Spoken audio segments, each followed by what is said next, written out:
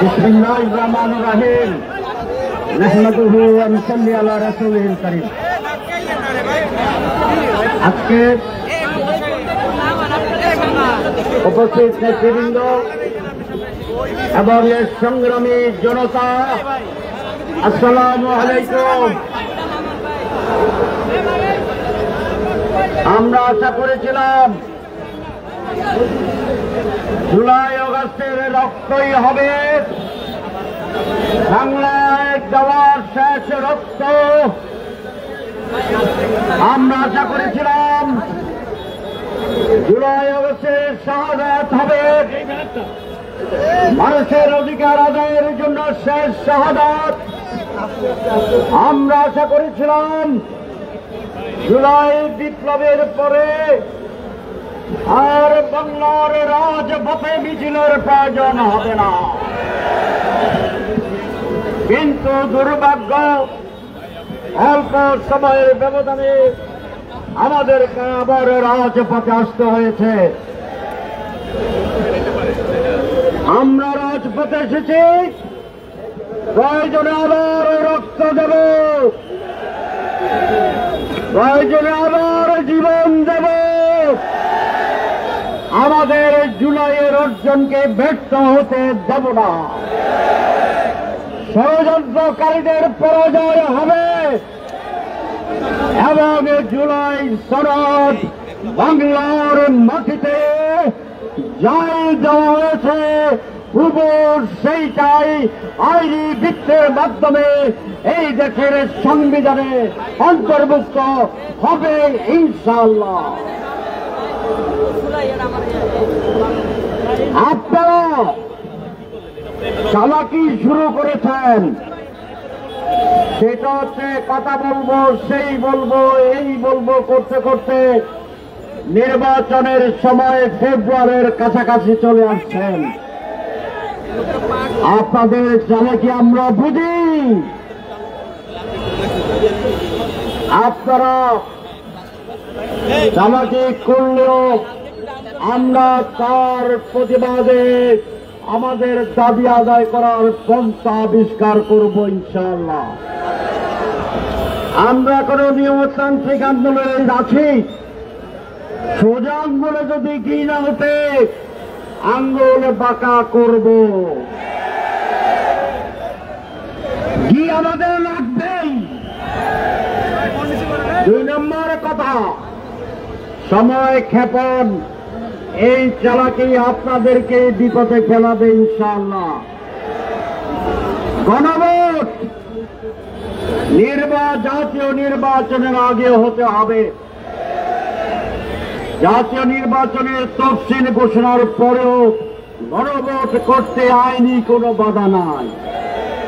সুতরাং সময় আছে। আরো 15 দিন ক্ষেপণ করবেন, সময় থাকবে। আরো 15 দিন ক্ষেপণ করবেন, সময় থাকবে। আরো ক্ষেপণ করবেন, সময় নতুন ভাবে বের হবে। যা বুঝতে চাই বুঝে নিন। এই জন্য নো হাঙ্কি পাঙ্কি, সোজা সোজা গণভোট আগে দেন, অসুবিধা কি? শুধু বলেন অনেক টাকা খরচ হবে। আমাকে একজন বলেছে একদিনে বাংলাদেশে যে পরিমাণ চাঁদাবাজি হয়, কয়দিনে এর টাকা দিয়ে একটা গণভোট করা যায়। তাহলে চাঁদাবাজি বন্ধ হবে। প্রত্যেক দিন একটা করে গণভোট করলেও টাকার সমস্যা হবে না। সুতরাং আমি এই সরকারকে বলবো, আর যারা সংশ্লিষ্ট তাদেরকে বলবো, আপনারা এইগুলা বন্ধ করেন, ব্যবস্থা নেন। ইনশাআল্লাহ বাংলাদেশে গণভোটের টাকার অভাব হবে না। তারপরেও কথা আছে, আমরা আলোচনার আহ্বান জানিয়েছি, কারণ আমরা শান্তি চাই, আমরা সমাধান চাই, আমরা জাতীয় নির্বাচন চাই, আমরা সনদ বাস্তবায়ন চাই। সেই কারণে বলছি, যদি কিছু না বুঝেন, সমস্যা তাকে আসেন, আলোচনা করি। আমরা সেই আহ্বান জানিয়েছি, আপনারা কি জানেন? সরকারও বলেছে আপনারা আলোচনা করেন, কিন্তু আমি বলেছিলাম যে সরকারকে একটা ভূমিকা নিতে হবে। সরকার শুধু এই কথা বলে ঘুমালে হবে না যে আপনারাই আলোচনা করেন, আলোচনার ক্ষেত্র তৈরি করে দেওয়া, এখানে একটা রেফারেল ভূমিকা করা, এই সকল বিষয়ে সরকারের অবশ্যই ভূমিকা থাকতে হবে। 2 নম্বর কথা, জামাত ইসলামী ইতিমধ্যেই আলোচনার জন্য একটি কমিটি গঠন করেছে, আপনারা জানেন। আমি আজকে আবার আহ্বান করব যে সমস্ত দলেরা আছেন সংশ্লিষ্ট, আপনারা আলোচনার জন্য কমিটি ঘোষণা করুন, অবিলম্বে আলোচনা শুরু হোক। সময় ক্ষেপণের পলিসি লাভ হবে না, আমরা বুঝে গেছি। আমি বিএনপির মহাসচিব মাননীয় মির্জা ফখরুল আলমগীর মহোদয়কে সকালেও ফোন করার জন্য চেষ্টা করেছিলাম, পাই নাই। ইনশাআল্লাহ এই প্রোগ্রামের পর থেকে আমি আবার ওনাকে ফোন করার চেষ্টা করব। ওনাকে আমরা ব্যক্তিগতভাবে অনুরোধ করব যেন বিএনপির পক্ষ থেকেও দ্রুত এই আলোচনায় অংশগ্রহণের সিদ্ধান্ত আসে। তাহলে আমি আশা করি, জাতি আশা করে, আর রাজনৈতিক বিদ্বেষ নয়, আর হিংসা নয়, আর অন্যের বিরুদ্ধে লড়াই নয়। জাতি মনে করে মেজর পলিটিক্যাল পার্টিগুলো বসে শুধু সনদ নয়, আগামী নির্বাচন কিভাবে হবে, কিভাবে ভোট কেন্দ্র নিরাপদ থাকবে, ভোট ডাকাতি আর হবে না, এই সকল বিষয়ে মেজরের রাজনৈতিক দলগুলোকে ঐকমত্য পোষণ করতে হবে। জাতির কাছে ওয়াদা করতে হবে টেলিভিশনে যে আমার দল কোথাও কোনো কেন্দ্র দখল করিবে না। যদি করে তাহলে সেই আসনে নির্বাচন ক্যান্সেল হবে। আমি সেটা মেনে নেব। সকল দল এই কথা টেলিভিশনে বলবে। আর প্রধান উপদেষ্টা বলবেন যেখানে নির্বাচন সুষ্ঠু হবে না, সেই রকম যদি একাধিক আসন হয় তাহলে আমি এই নির্বাচন, গোটা নির্বাচনকে ভণ্ডুল করে দেব, বাতিল করে দেব, নতুন নির্বাচন হবে।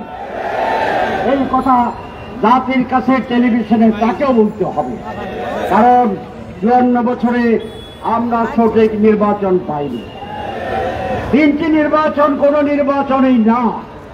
সুতরাং বাংলাদেশ, এদেশের মানুষ আরেকটি প্রহসনের নির্বাচনকে কোনোভাবেই দেখতে চায় না, মেনে নেবে না। সুতরাং এই নির্বাচন যদি সুষ্ঠু না হয় তাহলে বাংলাদেশ আবার অন্ধকারে যাবে, আবার শেখ হাসিনার যুগে চলে যাবে। সুতরাং যারা নানা অজুহাতে নির্বাচনকে নানাভাবে প্রভাবিত করতে চাচ্ছেন, প্রশাসন আজকে কোন দলের আজ্ঞাবহ হয়ে কাজ যদি করে সেই নির্বাচন সুস্থ হবে না, মানুষ গ্রহণ করবে না। সুতরাং লেভেল ফিল্ড ইকুয়াল তৈরি করার জন্য প্রকাশ্যে স্টেপ গ্রহণ করার দাবি জানাচ্ছি আমি প্রধান উপদেষ্টার কাছে এবং নির্বাচন কমিশনের কাছে। সম্মানিত ভাইরা, আজকে আমাদের গণমিছিল প্রধান উপদেষ্টাকে দেবেন, নেতৃবৃন্দ মিছিলে নেতৃত্ব দেবেন। আপনারা সুশৃঙ্খলভাবে, সুন্দরভাবে মিছিলে অংশগ্রহণ করবেন এবং সেখানে আপনারা অবস্থান নেবেন। নেতৃত্বে আমাদের একজন প্রতিনিধি প্রধান উপদেষ্টার অফিসে গিয়ে স্মারকলিপি দেবে। এতেও যদি কোনো উন্নতি না হয়, আগামী 11 তারিখ, কয় তারিখ? আগামী 11 তারিখ হবে চলো চলো ঢাকা চলো। আগামী 11 তারিখ হবে ঢাকা মহানগরী জনতার মহানগরী। আগামী 11 তারিখ হবে অবিলম্বে সনদ বাস্তবায়নের দাবি আদায়ের 11 তারিখ। আগামী 11 তারিখ হবে আগেই গণভোটের দাবি আদায়ের 11 তারিখ। আমরা আরো কি বলবো এই সময়ে, এইটিকে আমরা বিবেচনা করব।